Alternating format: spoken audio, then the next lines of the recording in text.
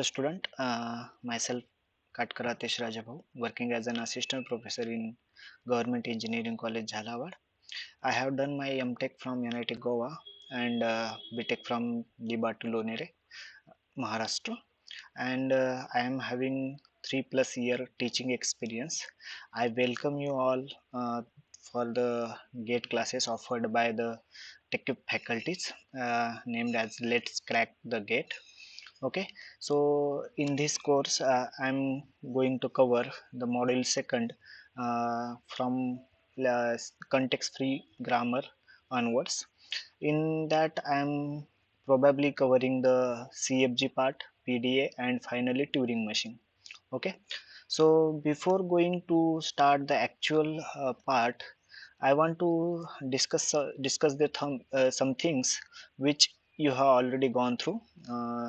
Suppose like ma'am already covered the finite automata part, और उसमें हम फाइनाइट ऑटोमेटा में देखेंगे कि कितने टाइप्स का फाइनाइट ऑटोमेटा हमने देखे हैं, और उन फाइनाइट ऑटोमेटा में कौन से कौन सा ऐसा फाइनाइट ऑटोमेटा है क्या जो ज़्यादा लैंग्वेजेस एक्सेप्ट करता है, या all are equally powerful.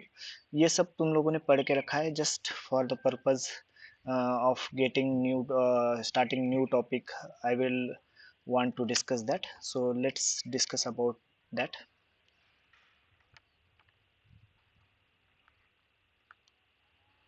So already you have gone through this.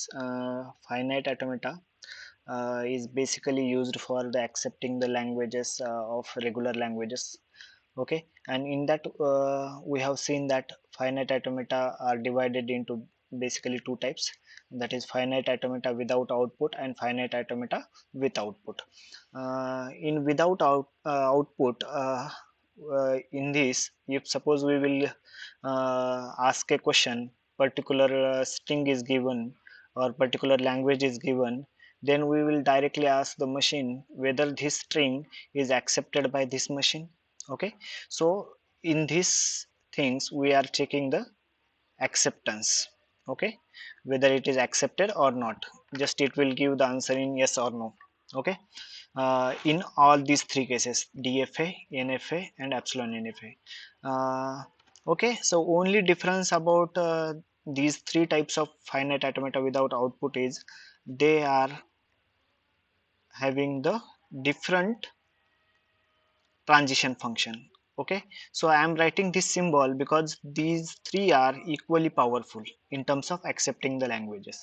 जब भी मैं बोल रहा हूँ कि equally powerful है, तो वो हमेशा इसी कंटेक्स्ट में होगा कि in terms of accepting the languages. Okay, so basically ये कहना है कि डीएफए जितनी लैंग्वेजेस एक्सेप्ट करता है वही सेम लैंग्वेजेस एनएफए एक्सेप्ट करता है, और एनएफए जो लैंग्वेज एक्सेप्ट करता है वही same language epsilon NFA accept करता है। मतलब हम बोल सकते हैं कि डीएफए जो एक्सेप्ट कर रहा है लैंग्वेजेस उतनी ही लैंग्वेजेस एप्सिलॉन एनएफए एक्सेप्ट कर रहा है।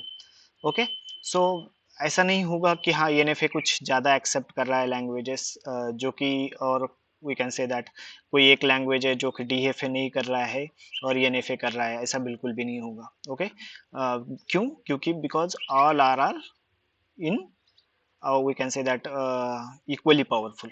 Okay, so only difference about transition function, तो इसमें ट्रांजिशन फंक्शन कैसा होगा, q into summation gives q। Okay, तो इसका मीनिंग क्या है, जैसे कि हम पर्टिकुलरली q स्टेट में है। ओके, q स्टेट में है और हमें कोई इनपुट अल्फाबेट मिल रहा है, सपोज ओवर द अल्फाबेट 0,1 हमारे पास डिजाइन किया वाला फाइनाइट ऑटोमेटा है। So suppose we are in q not and after seeing an input alphabet that is either 0 or 1, we are going to change the state। मतलब हम क्या करेंगे, state change करेंगे, either हम क्यू नॉट में जाएंगे, Q one में जाएंगे, या क्यू टू में जाएंगे, अगर तीन स्टेट हो गए तो। ओके, तो एक इसी में से किसी एक स्टेट में हम मूव हो जाएंगे। ओके, उसी तरह जो एनएफए है उसका ट्रांजिशन फंक्शन क्या होगा, देखो इसमें क्या है, डिटर्मिनिस्टिक, ऑलरेडी डिटर्मिनिस्टिक नाम आ गया है डीएफए में, तो यहाँ पे क्या है, कंपलसरी हमें 0 के लिए भी ट्रांजिशन डिफाइन करना पड़ेगा और 1 के लिए भी ट्रांजिशन कंपलसरी हमें डिफाइन करना पड़ेगा। ओके, अगर 0 के लिए ट्रांजिशन डिफाइन है, क्यू नॉट ऑन 0 डिफाइन है और क्यू नॉट ऑन 1 अगर डिफाइन नहीं है, so we can not say that that is the DFA. Okay, because in DFA each and every state should be complete for all the alphabets. Okay, so this is about DFA. और अगर हम NFA में check करेंगे तो NFA में जो transition function रहेगा वो कैसे रहेगा, Q into summation gives two raised power Q, means क्या हो, इसको पढ़ेंगे कैसे, suppose we are in particular state Q and after seeing an input alphabet we are going to change the state. Okay, so basically जो DFA में था तो हम क्या कर रहे थे, बस क्यू स्टेट में जा रहे थे, मतलब क्या है कि इधर क्यू जीरो में जाएंगे, क्यू वन में जाएंगे या क्यू टू में जाएंगे, लेकिन यहाँ पे क्या है, हमारे पास ऑप्शन है, सपोज क्यू नॉट है और यहाँ पे जीरो के लिए अगर हम ट्रांजिशन फंक्शन डिफाइन कर रहे हैं तो it will either go to the Q not, Q one, Q two, okay, Q3, okay, और 5, अगर यहाँ कहीं पे भी नहीं जाना है तो उसके लिए ट्रांजिशन डिफाइन भी नहीं होगा. Okay, so that's why it is non deterministic, क्योंकि कुछ ट्रांजिशन इसमें डिफाइन भी नहीं होंगे. So q naught on q zero, अगर क्यू नॉट में जा रहा है तो ऐसा नहीं है कि वो क्यू वन में नहीं जा सकता, वो क्यू वन में भी जा सकता है, क्यू टू में भी जा सकता है, क्यू थ्री में जा सकता है. तो इसीलिए यहाँ पे क्या लिखा है, two the power Q option है हमारे पास. ओके, सो उसी तरह अगर हम ये देखेंगे कि इसका transition function epsilon N F का, तो यहाँ पे बस एक्स्ट्रा चीज क्या ऐड है, क्यू इंटू समेशन यूनियन क्या रहेगा हमारे पास, epsilon gives to rest power q. Okay, so बस हमारे पास क्या एक्स्ट्रा रहेगा, दैट इज एप्सिलॉन. यहाँ पे हमारे पास एप्सिलॉन नहीं था तो यहाँ पे अगर हम क्यू नॉट स्टेट में है तो इनपुट अल्फाबेट की जरूरत नहीं है हमें. यहाँ पे अगर एप्सिलॉन भी मिल जाता है तो हम क्या कर सकते हैं, कौन से भी स्टेट में मूव कर सकते हैं, that is q not, q two, q three, like that. Okay, so कौन से भी स्टेट में just by seeing an epsilon हम मूव कर सकते हैं. ओके, और उसी फाइनाइट ऑटोमेटा विदाउट आउटपुट में हमने देखा कि हम यहाँ से डीएफए से एनएफए कन्वर्जन पॉसिबल है, कन्वर्जन कर सकते हैं, एनएफए टू एप्सिलॉन एनएफए भी कन्वर्जन कर सकते हैं. Then we have also seen that epsilon NFA to NFA conversion is also possible and NFA to DFA conversion is also possible. और ये कन्वर्जन कर रहे हैं मतलब क्या है कि all are in same powers, that's why the conversion is possible, otherwise it is very difficult to convert. Okay, so otherwise we can say that the conversion is not possible. Okay, so this is all about the finite automata without output. Similarly there is another part of finite automata that is finite automata with output. तो यहाँ पे हमें क्या क्या मिलेगा, अगर हम कोई स्ट्रिंग पास करते हैं, ओके, स्ट्रिंग अगर पास कर रहे हैं तो 0 0 अगर पास कर रहे हैं तो it is going to give us an output. वो आउटपुट कैसे रहेगा, यस और नो में रहेगा क्या, नहीं रहेगा, वो आउटपुट क्या रहेगा, वो भी एक स्ट्रिंग रहेगा. ओके, सो इसके दो पार्ट्स है, that is Moore machine and Mealy machine. Okay, so Moore machine में क्या है कि अगर हम सपोज n बीट का इनपुट देते हैं, ओके, n बीट का अगर इनपुट देते हैं तो it will give us an n+1 bit output. Okay, this is about Moore machine. And Mealy machine का क्या है, अगर n बिट इनपुट देते हैं तो यहाँ पे क्या मिलता है, हमें n बिट आउटपुट मिलता है. ओके, सो ये हमने चीजें डिस्कस कर रखी है. And one more thing about Moore machine, कि मूरे मशीन में क्या रहता है, वन आउटपुट रहता है. वन आउटपुट मतलब क्या है कि वो विद इन द स्टेट रहता है. ओके, सपोज क्यू नॉट एक स्टेट है तो उसका आउटपुट क्या है, 0 है, तो विद इन द स्टेट रहेगा. लेकिन मिली मशीन में कैसा रहता है आउटपुट, मिली मशीन में कैसा रहेगा कि ये जो आउटपुट रहता है it is associated with the transition. Suppose ये 1 है इनपुट तो आउटपुट क्या रहेगा, 0 उसके ट्रांजिशन में रहेगा. सिमिलरली 0 इनपुट रहेगा तो आउटपुट 1 रहेगा. ओके, सो ये ऐसे डिफाइन होता है. तो यहाँ पे क्या है, एक ही स्टेट में क्या है, 1 आउटपुट है, और यहाँ पे क्या है, हमें दो एक ही स्टेट में क्या मिल रहे हैं, 2 आउटपुट मिल रहे हैं based on the input. Okay, so this is all about the finite automata which we have already discussed. Ma'am already covered this topic, and ma'am already covered the regular expressions. In that we have seen that some regular languages, how to form a finite automata over the given regular languages, why we need the regular expressions, and everything we have discussed this. Okay, so basically my question is that we are having the finite automata, we have the regular languages, then why we are going to study the next part, that is the context free grammars, okay, or context free languages, push down automata, why we are going to see the next machines, because there are some languages present okay, which are not regular, and those are not regular. That's why finite automata is not having that much power to accept that languages, because finite automata is not having any memory. It cannot memorize. Okay, it can just read the things. Okay, ये store करके कुछ नहीं रख सकता. Okay, so for accepting some languages, some advanced languages, we need an memory. Okay, we need an memory. So that's why we are going further to accept some languages. For that, we need memory, and for that we are going to use the next machine, that is push down automata, or we can say that Turing machine or linear bounded automata. Okay, so let's see about the part. Before that, one more thing I want to discuss with you is the Chomsky hierarchy. Okay, so basically मेरा ऐसा मानना है कि Chomsky hierarchy अगर हम पढ़ लेते हैं तो उसे उसमें से हमें पूरा ओवरव्यू पता चल जाता है कि हमें क्या पढ़ना है और कौन सी चीज़ें कैसे रिलेटेबल है। और अगर हम पूरी पूरी चॉम्स्की हायरार्ची देखते हैं about the languages, about the grammars and about the machines, वो तुम्हारा पूरा गेट का सिलेबस कवर कर देगा। बस एक ही वो 3 डायग्राम में पूरा जो टीओसी का पार्ट है वो एक्सप्लेन किया जा सकता है। Okay, so let's move towards the Chomsky hierarchy.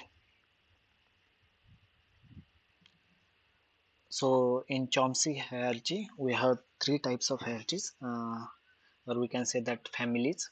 So first is family of grammars, then family of languages, and finally we have the family of machines. Okay, so whenever we say that, or we can talk about the languages, every language has a grammar. Okay, so जो भी language होती है वो किसी grammar से generate हुई होती है. ओके, एंड किसी लैंग्वेज को एक्सेप्ट करने के लिए एक एटोमेटा चाहिए होता है. Okay, so we have the automata also. Okay, so first we will talk about the grammars. We are having four types of grammars. First is regular grammar, then we are having the context free grammar, then context sensitive grammar, and finally unrestricted grammar. Okay, so this entirely is called as the family of grammars. Then we are having the family of languages. In that we have first language as a regular language, which is also called as type 3 language. और उसके बाद है context free language, उसको ही हम type 2 language भी कहते हैं. Then we are having the context sensitive language, उसको हम type 1 कहते हैं. और finally we are having the recursive enumerable sets, that is type 0. Okay, सो इसमें जो कंटेक्स्ट फ्री लैंग्वेजेस है उसमें डिटर्मिनिस्टिक कंटेक्स्ट फ्री भी आती है, और non deterministic context free languages भी आती है. उसमें हम देखेंगे कि हाँ वो भी रेगुलर लैंग्वेजेस की तरह इक्वली पावरफुल है या नहीं है. ओके, ठीक है. और उसके बाद फाइनली आता है फैमिली ऑफ मशीन्स. उसमें आएगा फर्स्ट ऑटोमेटा है जो कि रेगुलर लैंग्वेजेस एक्सेप्ट करता है, finite automata, then PDA linear bounded automata, and Turing machines. Okay, so when we can say that there is a PDA. PDA क्या करता है? Which accept more languages than finite automata. Also one more point is that PDA क्या करता है कि finite automata से कुछ ज़्यादा लैंग्वेजेस एक्सेप्ट करता है, but along with that it will accept finite automata languages also. Okay, okay, so let's discuss this more. So regular languages are generated from regular grammars, and these regular languages are accepted by finite automata. Similarly, context free grammars generates the context free languages, and these context free languages will be accepted by push down automata. Then context sensitive grammar generates the context sensitive languages, and which will be accepted by linear bounded automata. But in this course we are not going to focus on linear bounded automata, or we can say that context sensitive languages, because that is not a part of GATE syllabus. So mainly in this course I am going to focus on context free grammar, context free languages, and finally push down automata. Okay, And finally we are having the unrestricted grammar, which will generate the recursive enumerable sets, and these will be accepted by the Turing machines. So we can say that the Turing machine which accept all the languages which is going to accepted by linear bounded automata, push down automata, finite automata. Okay, along with that it will accept some more languages. Okay, so we can say that this is also a most important part, that is unrestricted grammar, recursive enumerable sets, and Turing machines. Okay, so this is the all about the Chomsky hierarchy, and in entire syllabus we are going through this only. Okay, so we can observe that कि regular grammar हमने discuss किया, regular languages discuss किए, और finite automata भी हमने discuss किया है. अब यहाँ पे हम क्या डिस्कस करने वाले हैं? Context free languages, PDA and CFG. Okay, so अगर रेगुलर लैंग्वेज किस फॉर्म में होती है? Suppose 0 raised to power n where n is greater than और इक्वल टू 1. अगर इस फॉर्म में अगर कोई भी लैंग्वेज होगी तो वो क्या है? Regular language. उसी तरह कंटेक्स्ट फ्री लैंग्वेज कैसे होगी? जैसे कैसे फॉर्म में है 0 to power n, 1 raised to power n, फिर n इज ग्रेटर देन और इक्वल टू 1. यहाँ पे हमें क्या चाहिए? मेमोरी चाहिए. वो हम आगे डिस्कस करेंगे कि यहाँ पे हमें क्यों मेमोरी चाहिए. और ये जो लैंग्वेज है, इस टाइप की लैंग्वेजेस है, वो रेगुलर लैंग्वेज और we can say that finite automata accept नहीं कर सकता. Okay, so that's why we are using PDA to accept such type of languages.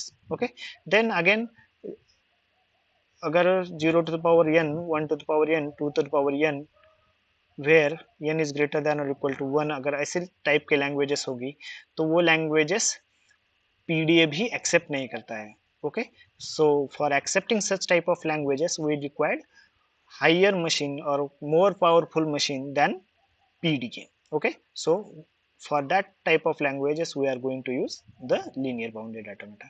And finally अगर कोई languages अगर ऐसी होगी 0 to the power p where p is prime number, p is prime.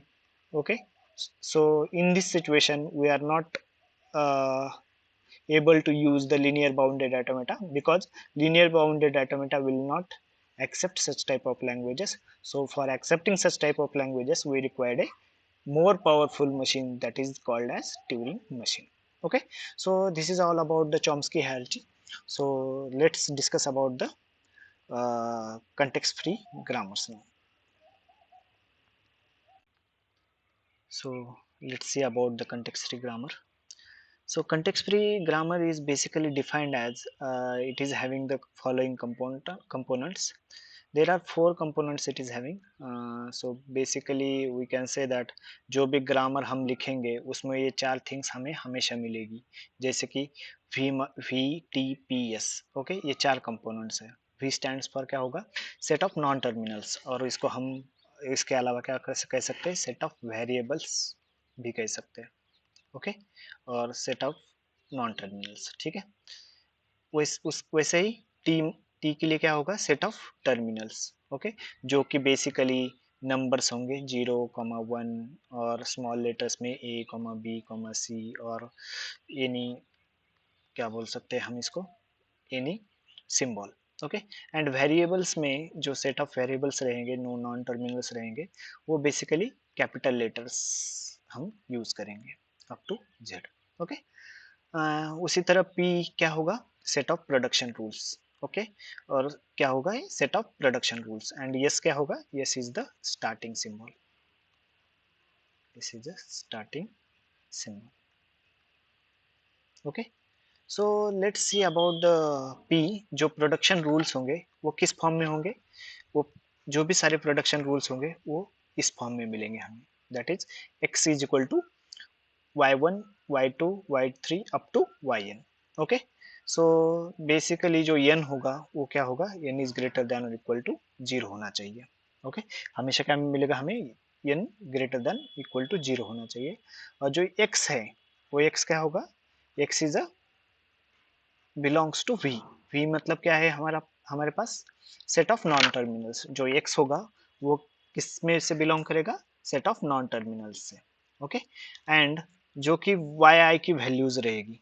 Okay, yi मतलब yi मतलब this is an I suppose, okay, y ith position, okay, so that belongs to, क्या हो सकता है वो, that is either non terminal और terminal, okay, मतलब यहाँ पे कुछ भी हो सकता है, suppose x is equal to A B, A भी पॉसिबल है क्योंकि क्या है, ए क्या है, set of non terminal, B क्या है, set of a non terminal, okay, this is also non terminal, this is also non terminal, okay, और we can say that x is equal to क्या हो सकता है, A B भी हो सकता है, यहाँ पे ए क्या है, सेट ऑफ, ए क्या है, एक टर्मिनल है और बी भी क्या है, एक दूसरा टर्मिनल है, okay, so we can say that जो एक्स होगा वो हमेशा क्या होगा, जो एक्स है वो क्या रहेगा, ये नॉन टर्मिनल रहेगा, ओके, और जो y one to y n क्या रहेंगे, ये हमेशा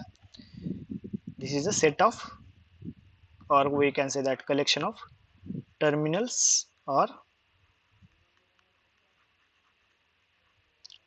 non terminals,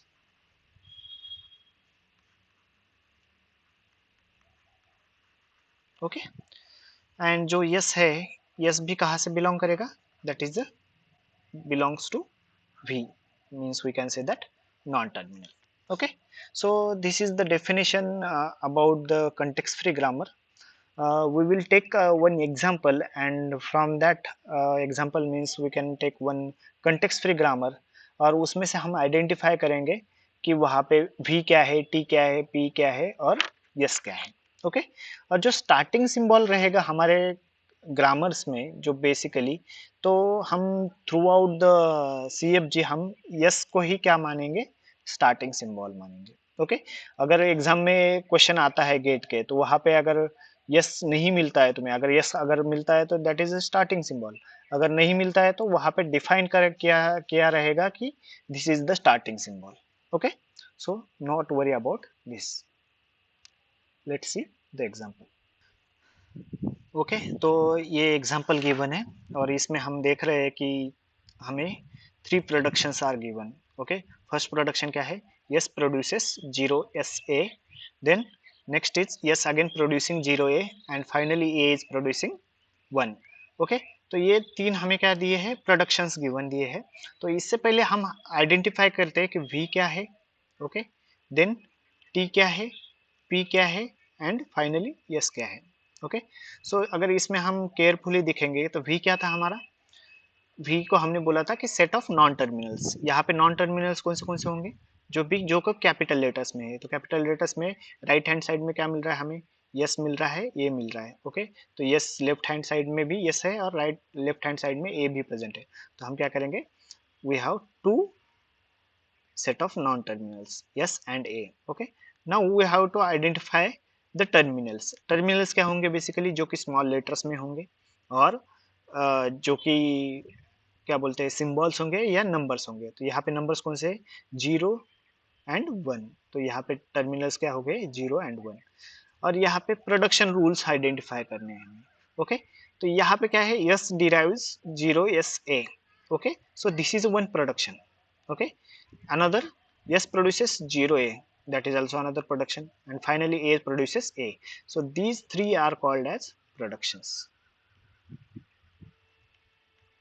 okay, and starting symbol जो होगा वो क्या है, that is yes, okay, so we have identified VTPS, now our work is to identify the language, okay, कि ये ग्रामर कौन सी लैंग्वेज जनरेट कर रहा है, तो इसके दो टाइप से हम इसको फॉर्म कर सकते हैं, पहले तो क्या करेंगे, एक डेरिवेशन मेथड है और दूसरी है पार्स ट्री मेथड, ओके, तो हम क्या करेंगे, एक पहला जो प्रोडक्शन लेंगे, सपोज मैंने यहाँ पे अगर प्रोडक्शन ले लिया, yes produces 0 yes A, okay, now I will start putting the values of non-terminals, okay, so 0 is there and I am going to find out the minimum length production by using this, तो मैं S की जगह directly क्या put करूंगा, that is 0 A and that previous A is as it is, okay, again 0